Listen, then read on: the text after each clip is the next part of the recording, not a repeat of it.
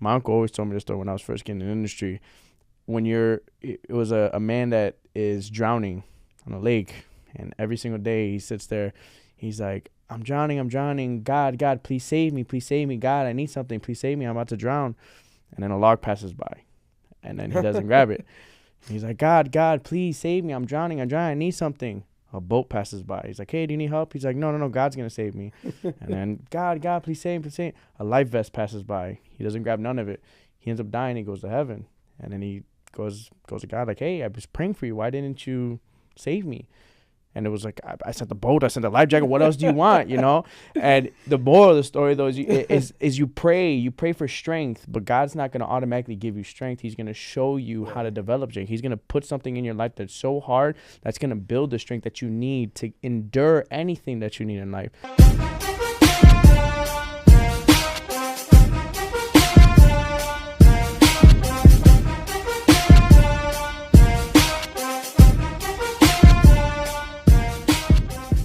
What's up, everybody? It's your boy, Justin Rodriguez, your favorite lender here in Neighborhood Loans, and we're back with another episode of Cafacito Talks.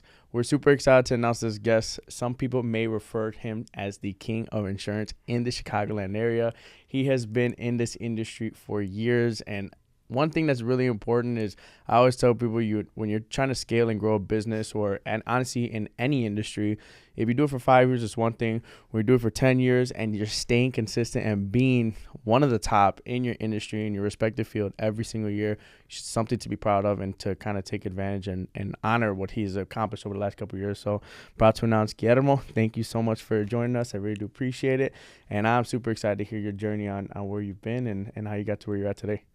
Thank you for inviting me, brother. Of course, it's a man. pleasure. For sure. So I wanted you to dive deep your whole entire journey. Obviously, you've been in the industry for a good amount of time. And again, you've been one of the faces of insurance within, obviously, State Farm. First thing I think of State Farm, I think of you.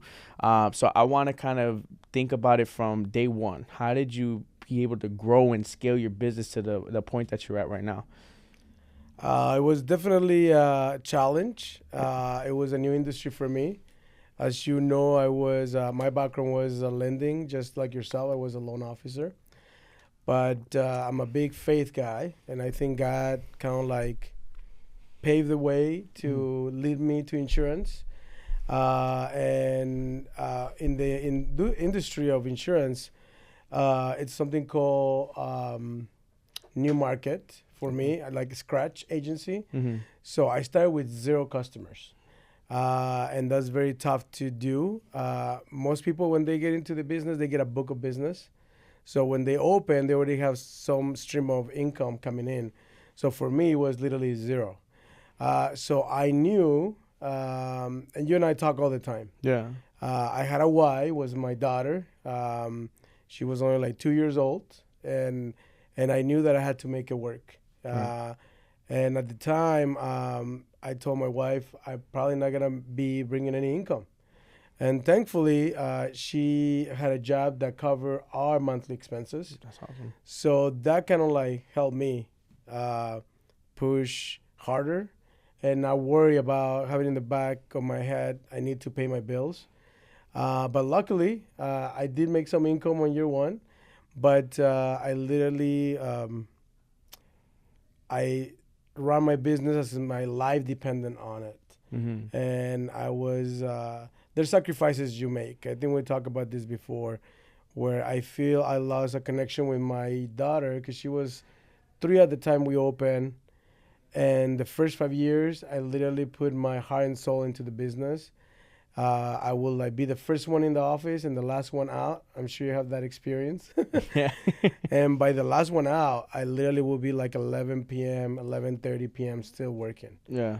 I don't do that anymore. I'm lucky to not do it anymore.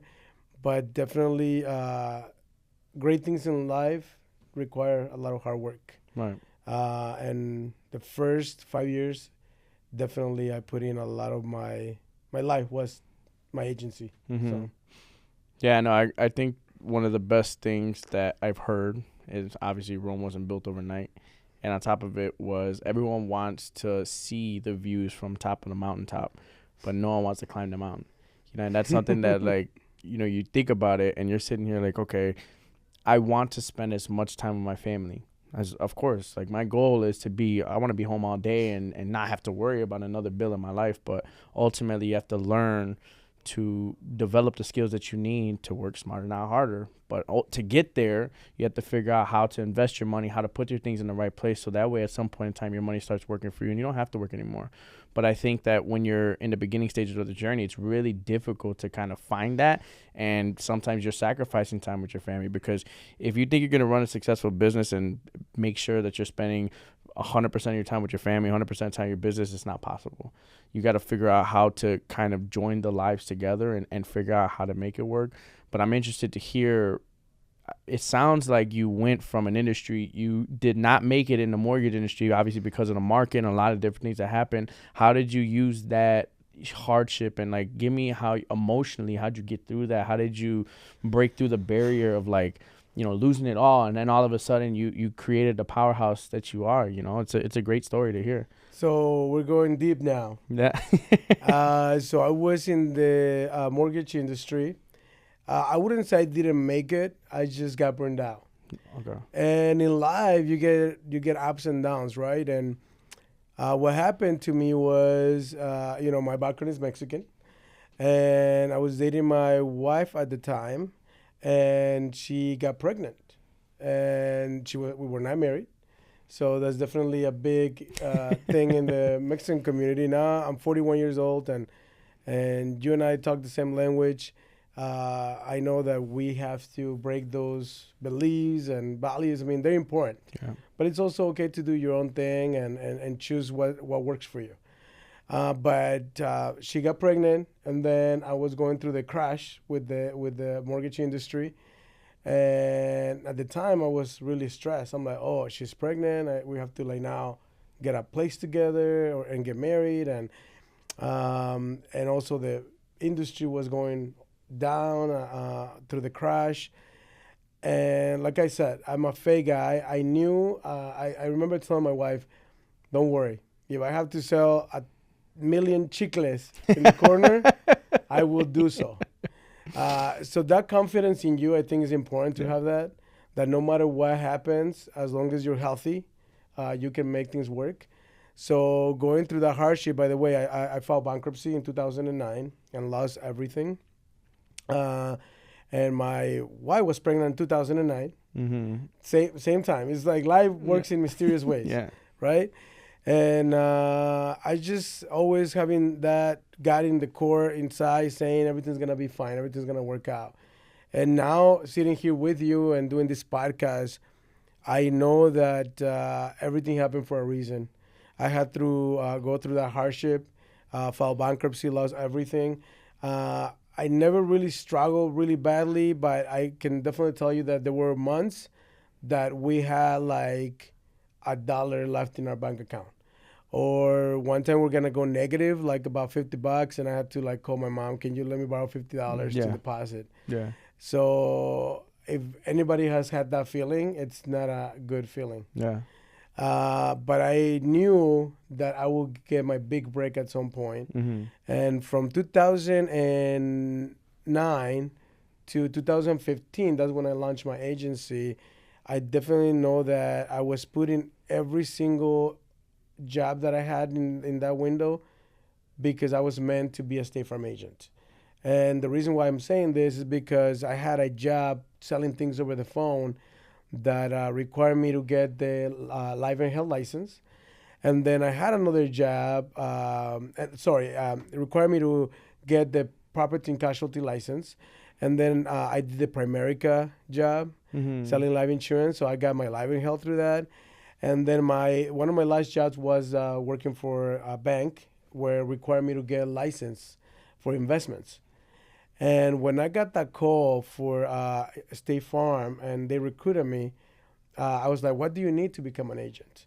And she's like, well, you need your PNC, your life and health, and your investment license.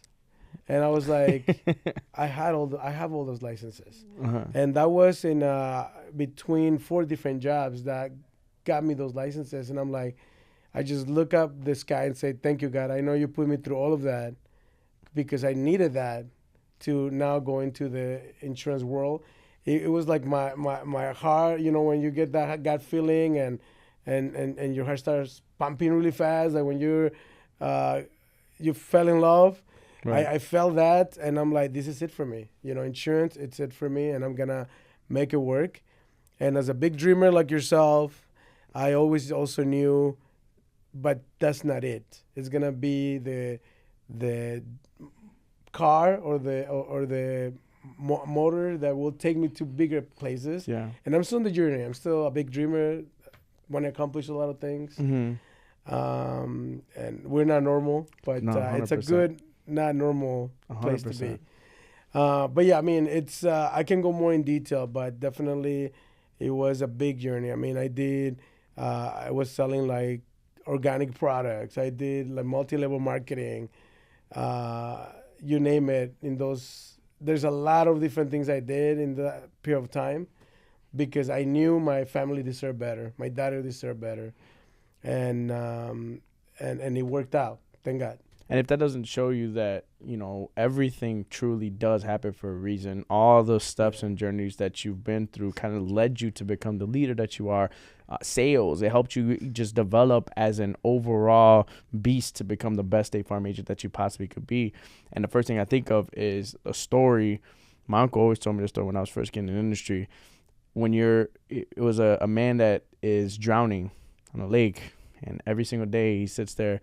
He's like, I'm drowning. God, please save me. God, I need something. Please save me. I'm about to drown. And then a log passes by, and then he doesn't grab it.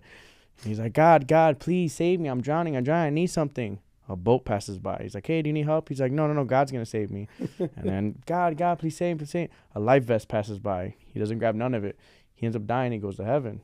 And then he goes to God like, hey, I was praying for you. Why didn't you save me? And it was like, I sent the boat, I sent the life jacket. What else do you want, you know? And the moral of the story, though, is you pray for strength, but God's not going to automatically give you strength. He's going to show you how to develop strength. He's going to put something in your life that's so hard that's going to build the strength that you need to endure anything that you need in life. So when I hear your journey, it's like God put those things in front of you so that way you could develop into you and develop on who Guillermo is. And a lot of times, sometimes you have to lose yourself in order for you to actually find yourself. And it's really crazy to kind of think about because, you know, all I can kind of correlate with my life is I look at my life as a whole, and I got blessed. Like I really refer to my life as Michael Jordan and Phil Jackson. Like I got blessed because I just got the best team around me as I possibly could. And I kind of just got plopped with amazing parents, amazing mentor, and I'm a very hard worker. So that's why I refer to the Michael Jordan story, because Michael Jordan's one of the hardest working people. Kobe Bryant to LeBron's, all these people are very hard working. But I think that for me, I think of it as like there's no one that's going to outwork me. I got the best coach, and I had the best mentors growing up. So for me, it's hard for me not to fail and for me to not give this all back to my family and try to be the chosen one in the family to bring our family to the next level. And that's why I loved when I connected with you originally, so everyone can kind of know how I met Guillermo. I would always post motivational stuff on my story every day. It was like every day I would post a different quote. And Guillermo was always the first one that always slid up on my stories, like, oh, very motivational, thank you so much. And he would send me his own clips that you would motivate you. And it was just that positivity that I felt as if when I first initially got in this industry, I didn't really see people on social media. And I also, when they were on social media, I didn't see that positivity that people really need to get through sales. Sales is not easy. No. You know, you don't close a deal, you don't get a check. Which ultimately, you know, it's really important for you to mentally be there every single day. It's hard for you. Maybe you have hardships at home, your foundation is set at home, or maybe you have your own family struggles. And people don't realize when you're in sales, it has to be on 24/7. It doesn't matter what's going on in your own personal life. It really has to be on for your referral partners, for your clients. You just have to put everything to the side. Even if your dog died yesterday, you don't want to go to work. But at the end of the day, if I'm not closing, my family isn't taken care of. So when I think about everything about the journey and how it is to truly be successful in sales, it all starts with your own mindset. Yes. And I just respect and love your journey so much because you see everything and how it played out. And you have a mind of steel now. It's really hard to break through especially everything that you overcome. I can't imagine going through your journey with having a newborn baby and how much pressure that put on you. But pressure makes diamonds, and right now it looks like you're doing pretty well for yourself. So I want you to kind of dive deep into the next stages, right? Because I think ultimately people always kind of face barriers. You're growing and scaling a business. You're always kind of going through something else. It's like, okay, do I do my first hire? How do I pick my first hire? Who do I choose? I want you to kind of go through, like, when you opened your first State Farm agency, how did you know that you were kind of scaling and growing to the point where you had to go to the next level? And then how was it when you first opened it? Did you take off from the start, or did it take time to grow and expand? So I'm a big believer that, to start, everybody's different, right? Yeah. To me, money doesn't drive me. Obviously, it is the tool that makes a difference in your life. Like, let's say, whoever says money doesn't buy happiness, it doesn't buy happiness, but it affects everything in your life. What car you drive, where you live, what school your kids go to, what kind of clothes you wear. So it's definitely a big part, but everybody has different drives when it comes to money. And to me, it's what you can do with that money, right? Like help your parents, help other people, your family, obviously, first. And when I first started in the business, like I said, I'm big on manifesting, and the good you put out, the universe will send that back to you. So I just literally asked God, I was like, just put the right people that I need in my job, for my company. And I started only with 3 people, actually 2. And then 2 months in, someone called to help move from Magnum Insurance to our agency. And I went above and beyond, and I called the office, and the person who assisted me in the other company, he was really good on the phone, very personable, so I offered him a job. But going from that, right, I started with 3 people, and as I started growing, I'm a big believer, like, take care of your people. Yeah. So, because they're also making a living. They have families to support. So, and as a business owner, I think that's huge. You got to take care of your people. Meaning, like, right now with COVID, I mean, when everything went up, I'm like, how are my team doing it? I know how much I pay them. Right. So everybody got like a big raise, because I'm like, I know you cannot support yourself with that. Right. And I think that's really important. Take care of your people, and that means money-wise, because they also want to make a living. They also want to travel. They also want to support their kids. But we're talking a little bit about it. The way I did it, which is not the right way, just because, like I mentioned, I didn't have a mentor. Now, at 41 years old, I look for mentors who are like above me and I can learn from. Yeah. And I surround myself with like-minded individuals, so I know I have some already, but I want to be intentional about it. But back in my time, if I was feeling really overwhelmed, like I said, people don't believe me. I was until 11:30 in my office. I remember still chatting with some of my people I train with that opened their own agencies, like at 11:30. What are you still doing there? Because we were in the same journey. We wanted to make it. If you don't know, some companies, mine that I was working at, I was in a trial period for 5 years. And every year is, if you don't produce this, if you don't do this, we're going to take the agency away. Luckily for me, 3 years in, it changed, and I got my contract 3 years in. But imagine having that every day. So I'm like, no, I have to make this work. I knew I had to make it work. Right. So when I felt overwhelmed, I will hire another person. And what I like to see, as you start growing as a business owner, then you start also hiring other people, professionals. I mean, I have a bookkeeper now. I have an accountant. So by having that, it's guidance. They gave me suggestions. I'm like, well, it seems like they always wanted me to stay under 60% of payroll.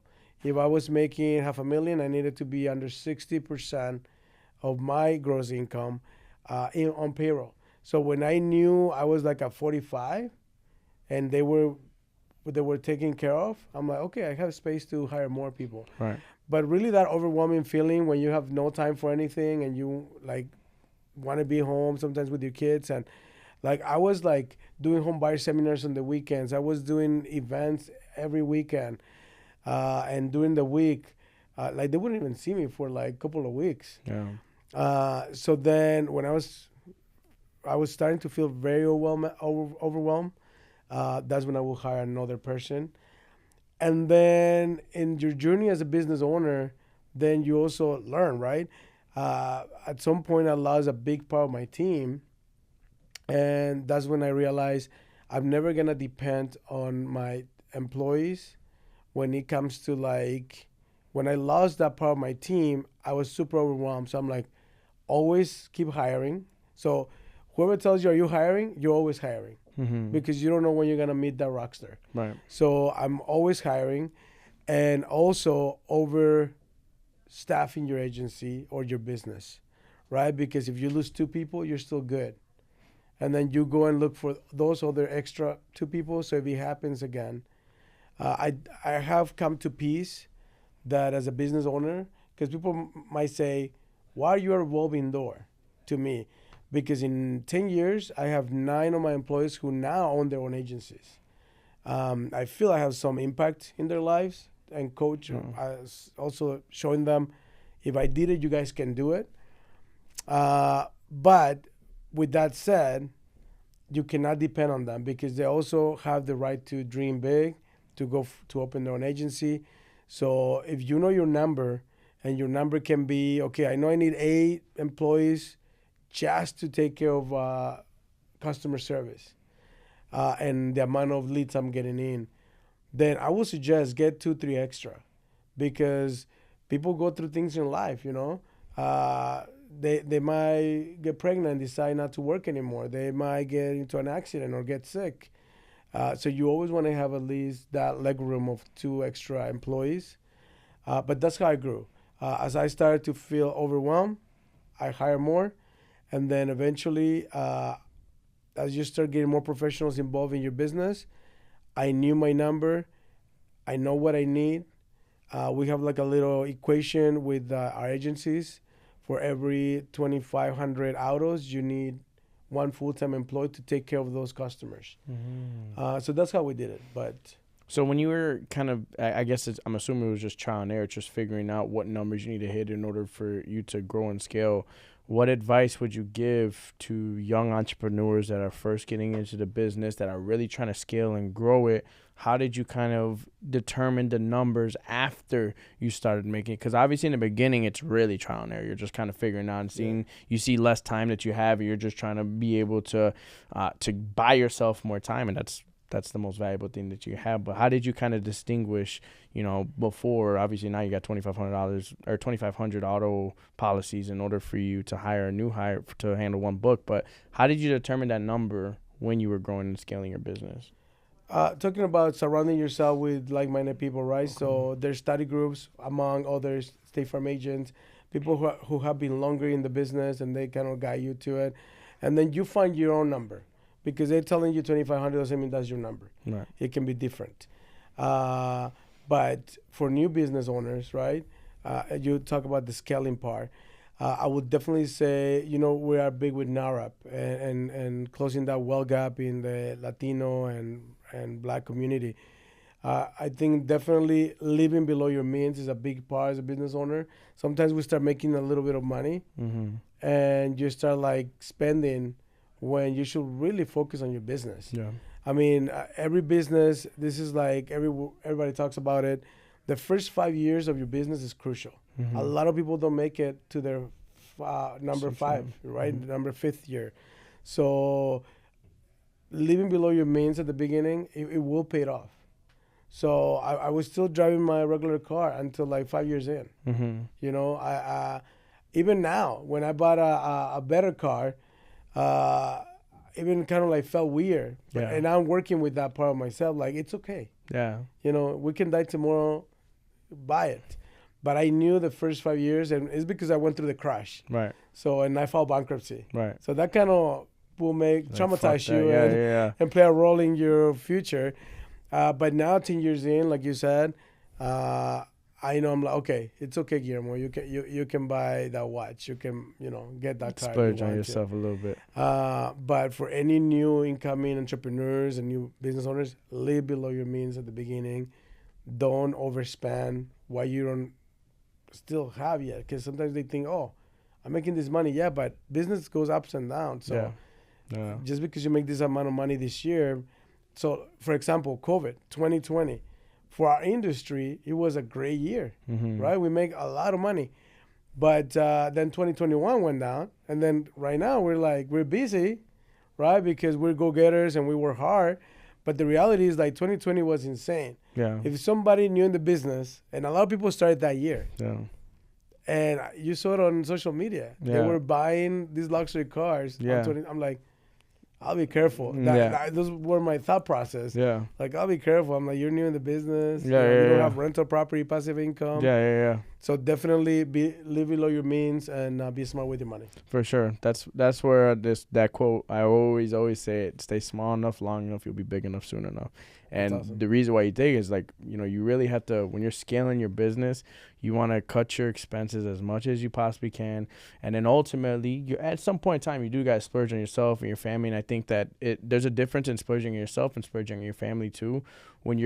I kind of think of it as reinvesting into your family, because ultimately what money is it's buying you experiences, right? Yeah. Money for me is not, it's an object, so it's not fulfilling. It's not like, oh, I got X amount of money, I'm fulfilled. But when you do have those types of experiences, it almost makes me feel more fulfilled, and money buys those experiences. Exactly. So once you kind of get to a point where you figure out, okay, what brings me happiness? I got to take a sit back and say, okay, work makes me happy, but I don't want to be working every single day, 24/7. I'm driven that way because mentally I'm wired that way, but ultimately that's not fulfilling my life. My fulfillment is like, all right, I want to go to Disney with my daughter and be able to experience that and not have to be like, well, how much did we spend on this trip? And, mind you, budgeting is really important, but at the same time, I want to have that ability to be like, you know what, this is for my daughter. I know I'm going to do this, and I don't really care how much the price is. That's my true financial freedom. That once I have the ability to do that, I don't care what the price is, I'm going to do it. To me, that's what I call financial freedom, fulfillment, and happiness, to be able to provide that to my family and hopefully get to the point where it's not just me and my immediate family. I bring my parents along because they gave me that experience. Now I want to recreate that with that in the future. So recreate that experience with my family and also my parents, so that way we can kind of relive life. It's all nostalgia. You're chasing what you kind of experienced in the beginning of life. So I think in my eyes, that's what true financial freedom is to me. Where do you see yourself in terms of fulfillment, financial freedom? Do you see it in that perspective, or do you have a different perspective on financial freedom? I hear in one of our podcasts that I hear that freedom of financial freedom is really waking up and be able to say, I can do whatever I want today. And I can honestly say that that's me. I mean, like today we got this podcast, right? But the reality is, if my daughter got into an accident or was sick, I would have just called you, and say, sorry, brother, I have to go pick up my daughter. Yeah. So I think that's what financial freedom means. But I can connect with you, and I always tell you, this guy is amazing, by the way. You are ahead of your time, because I'm 41 now. So, and I'm doing that with my parents, because my mom went through a brain tumor in 2022. Wow. And that's why last year, and you get to a point like, I don't care what people say. Yeah. Because I get a trip every year through State Farm, and that one was Hawaii. And I took both of my parents. And first time in Puerto Rico last year, and I took both of my parents, because all of our time is limited. Yeah. But I feel they're in their 70s. My dad is 73, my mom is 71. And even though we don't know tomorrow's promise, and you and I can die tomorrow, but statistically, my time with them is limited. Yeah. Let's call it 90 years old. It's only like 17 more Christmases, 17 more birthdays. So definitely money does help with that, right? Not caring about. I took my mother-in-law also for Puerto Rico, and that's money. Yeah. And they cannot afford it. Right. If I don't take them, they cannot afford that trip. Right. So definitely that's what financial freedom is for me, being able to buy experiences, as you say. And you got to be smart with your money. Yeah. Invest in real estate, invest in stock market, Something I can share is like my oldest is 16 years old now. She works part-time with me, and I'm doing her Roth IRA. She's on payroll. I'm doing her Roth IRA because I want to make sure that she has financial freedom. That my sacrifice, your family's time sacrifice, because you still sacrifice time with your family, and you're probably still there where sometimes you get home, it's like 9 o'clock. You didn't even see your daughter, right? Yeah. But it'll get better, and you got to create systems and processes in your team, and know that sometimes letting go of money, like getting an extra team member for you to have more free time, is worth it.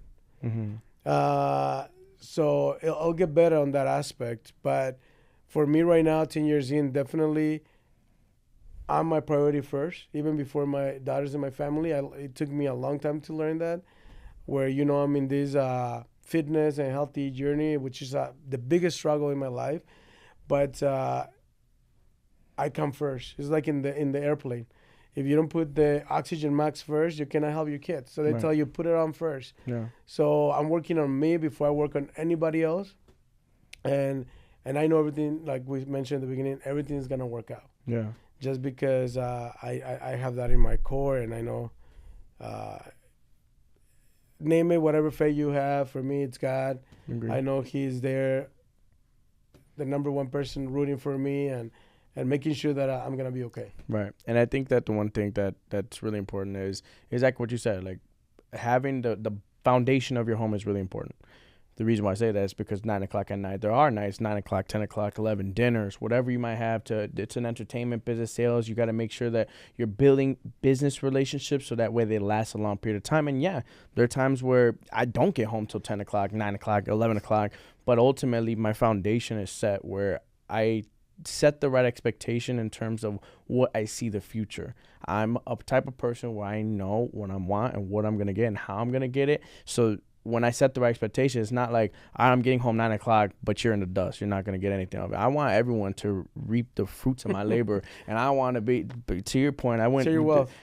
President's Club last year, took my parents. This year, same thing. Hopefully we can get her family to go out. So all those things for me is really important, to be able to grow and scale and reinvest back into my family, because ultimately that's the whole reason why I'm working, Yeah. But ultimately, I think I want to also dive into your mindset, because I like we always spoke about, that's something that's really important when you're growing and scaling a business. First off, how many team members do you have right now? 11. 11? So driving in any market, what is the most important thing about your mindset when you're trying to drive in any market? Because it could be, for some insurance agents, loan officers, realtors, it could be very discouraging within our industry when you hear the news where the market's going up and down. And ultimately, I think it takes a special person to lead a team through any market. What do you think that your mindset actually came from? Obviously, from the stuff that you have already told me, what do you think drives you to this day? And what makes you think, as a leader, that you have been able to develop your team members to just kill it in any market? I think that's the key, your mindset. Knowing that everything's going to work out. And also leading by example. Like with my team, I have a few people who are renting. And I'm like, you got to buy. Mm-hmm. You got to start building that financial freedom, that financial wealth. So mindset for me is everything. I mean, I have kind of like already like a set schedule in my life, where before I even get off of bed, I pray, and then I meditate just before I even get off of bed. And then as I'm showering, I play my positive affirmations. Mm-hmm. And I practice gratefulness, little things, right? I'm grateful for Justin, for this podcast, for this water. Yeah. Having heater. We live in Chicago, right? And connecting mindset, like you said. Like when people complain about the cold, I mean, we're humans, right? We feel it. But it's like, you're going to complain about the cold, or you instead switch it around like, oh, but we have a car that has a heater. It's literally from the car to the entrance of the building. That's all that you're going to feel the cold. So what about being grateful for the car, for the building? So for me, mindset, it's a big thing. And it's hard. I mean, we're humans, right? And then you want your significant other to be wired the same way that you are, and they're not. Yeah. So that is a struggle.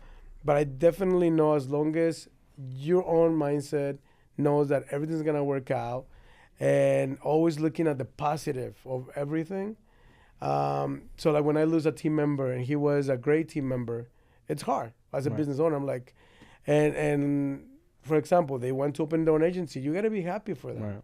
You know, they have the same opportunity that you had at some point. Right. And because my wife will tell me, stop being so nice. Stop being so generous with your team. And I'm like, why am I going to change? Right. Because for whatever reason, because some of them have left and not acted professional or ethical, going after like my referral sources and stuff. But I'm like, I cannot change. I can only control what I do, Right. and not what other people do. Right. So if I let myself go into that human emotion of like being let down and being disappointed, and it's not gonna get anywhere.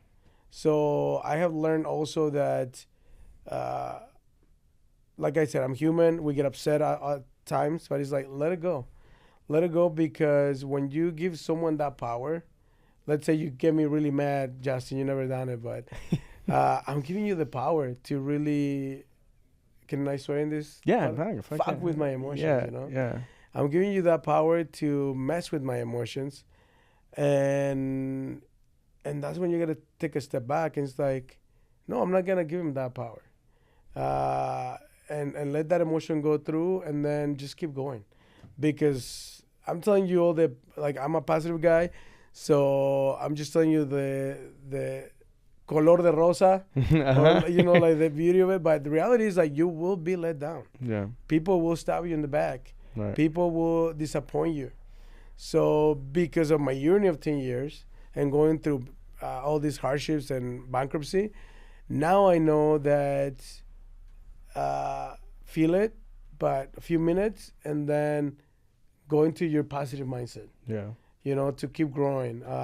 I'm definitely right now going through this addiction of self-development. Yeah. So I'm always listening to podcasts. I'm always now listening to audiobooks and reading, and to the point like sometimes like 3 days, and I'm like, right now, recently, even a week, I haven't even gotten into Facebook. Yeah. And I'm one of those who erased TikTok the day that it went out. But you know what? That's good. I'm enjoying it right now. Yeah. Yeah. And not letting that control you. Yeah. Because it can control you. And nothing wrong with using it in your downtime. But going back to mindset, it is the most crucial thing, mindset. Yeah. For me, it's God, then mindset. Because you can have God in your heart, but if you're a negative person, Yeah.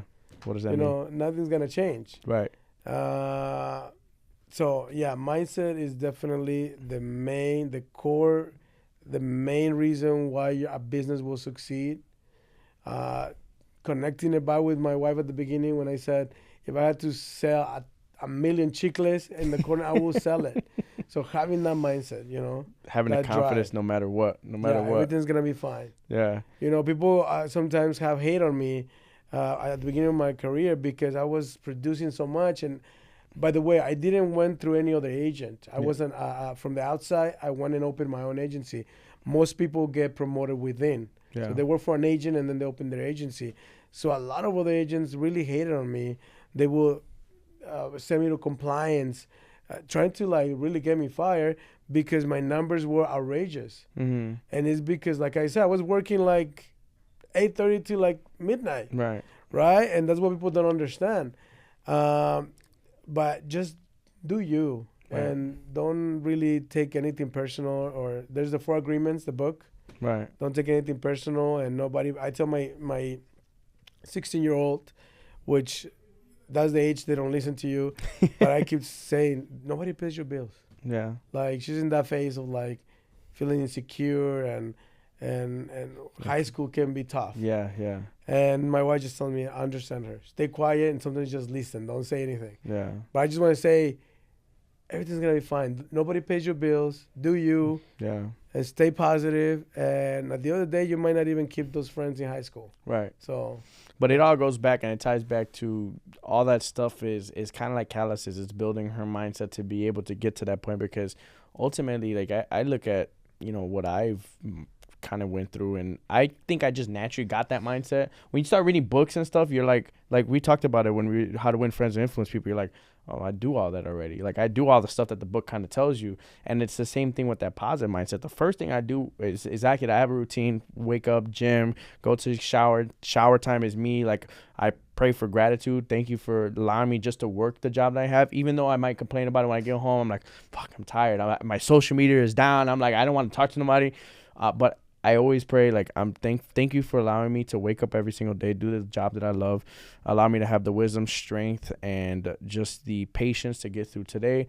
Allow for whenever I speak, I pierce through people's hearts with the Holy Spirit, and allow for people to feel less of me, of my presence, and more of your presence when I walk into a room, and allow you to be the foundation of me and my family continue to grow, so I could be the best version of myself, and everyone else around me can continue to grow. I say that every single morning whenever I start my day, but because it trains your mind to be like, I'm gonna be positive. I'm just gonna be, no matter what. I might have the hardest day. It just beat me up, but then I wake up and I do the same thing every single day, and it builds that mental thing where it's like, it's a reset. Yeah, it's like there's literally nothing that's going to stop me. I feel like a train that's just going 100 miles an hour, and honestly, I don't know my next destination on how. I know I want to scale, I don't want to grow, but ultimately, you kind of get to a point where you're just going. Like, you just, the cast iron's on fire. You're just trying to keep lighting it and making it into a big ass forest fire, So I think for me right now, I'm at the point where I am continuing to grow, and no matter what is in front of me, I'm just gonna ram right through the wall and continue to grow. But it is trial and error. It is growth. It is pain with your family. Your family might miss you. Your family wants to be there all the time. But ultimately, the biggest thing about the journey is understanding where you want to become and what you want to do for your family, and always understand that, I'm not present right now, but I'm going to be there for a longer period of time than what the average person is, which usually people work till they're 60 years old. I don't plan on doing that. I want to have the ability at 45 years old to be able to disconnect. Not that I have to, but I want to have that ability to just say, you know what, at this point in time, I'm hanging up my shoes. I'm going to pass on, and I'm going to continue to just manage things, but I'm not going to be the face anymore. I don't need to, Exactly. So ultimately, I think that's just super important in the journey. I love what you said, self-development podcast. That's what I do every single day, because that's reality. When you're trying to grow yourself, that's what you have to surround yourself with. I was going to say, as long as you continue with that self-development and self-growth journey, you'll be fine. Mm-hmm. You're going to find what's next for you in life. Yeah, and definitely more kids, but yeah, I know, man. That's definitely in the books. Well, it's funny when you talk about TikTok too, because it's like crazy. People are doing VPN, changing this, doing this, da da da. It's addicting. Social media is so addicting, and that's where, like, don't get me wrong, like, I'm not a person that's not completely off social media. I'd be lying to you if I didn't. My business is all built from social media, but at the same time, people have to take a step back and really choose themselves first over anything around us, because ultimately social media can be the best thing that grows your business, but at the same time can be the biggest poison to your business, because comparison is a thief of all joy. If you get to the certain point where you start watching other industry co-workers in the industry, and you start saying, hey, this person's doing more than me, oh hey, and you get that envious feeling, put your phone down and really redevelop your mind to where it's like, I want my peers to win and I want everyone else to grow, but no one's stopping me on my path. And That's just right. keep going, no matter, don't look around you, just keep going forward. And if you give that every single day, there's no way you're not going to be successful. And I keep telling Justin that, at your age, I was not where you are now, so I cannot even imagine where you're going to be when you're my age, 41. Mm-hmm. It'll be insane, and I look forward to seeing it. I should still be alive. Yeah. to see everything that you accomplished, because it's definitely it's been a joy to see you grow. Thank you. Like you said, started like DM you, sounds a little creepy, with your motivational posts from when you were just working here as an employee, and then went into loans, and now seeing everything you have done, it's pretty amazing. Yeah. So, thank you for having me today. Of course, thank you so much, but man. Definitely, this guy is killing it. Thank you so much. Well, I really do appreciate your time today. I hope everyone has enjoyed and had their notepad out, because this right here is going to be able to help you grow in your business or any business that you're kind of looking into. Guillermo is the man that has done it time and time again. So again, thank you guys so much. Hope you guys have had your cafecito. If you have not already, make sure you like, subscribe, and turn on your post notifications.